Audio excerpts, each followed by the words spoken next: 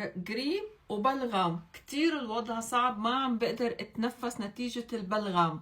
الحل بتمرين من الطب الصيني. ليتس جو. يسعد اوقاتكم احبتي، بتمنى تكونوا بصحة وخير وسلامة. بلش الشتي وبلش القريب وكل الناس عم بتعاني من نزلات البرد، ومع نزلات البرد رح يكون في شيء مرافق، هو البلغم اللي بيزعجنا بالحكي، بيزعجنا بالتنفس، بيزعج بكتير قصص وما بيخلينا ننام.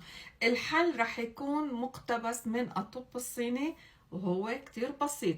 بالبداية أنا رح أعمل ضغط في هذه المنطقة، منطقة الإبهام. لاحظوا هون هذا الضغط بيكون بقوة، بنضغط تقريبا دقيقة.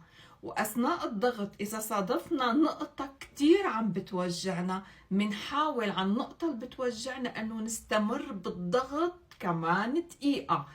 إذا الحل أنه أنا رح أعمل تمسيك لهذه المنطقة، وأثناء وجود الألم بضغط عليها، وبكرر القصة على الإصبع الثاني، الإبهام الثاني، ورح تكون النتيجة بعد فترة أنه رح يخف البلغم ورح ترتاحوا منه.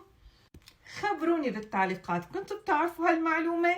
طبقوها وخبروني كمان شو صار معكم. أنا معكم لبينة رحاي، حاصلة على درجة الدكتوراه بالكيمياء التحليلية، خبيرة التغذية العلاجية بلوجه الشيخوخة وجمال السيدة. بتمنى تكون هالمعلومات مفيدة لكم. ما تنسونا من كومنت حلو ولايك وشير.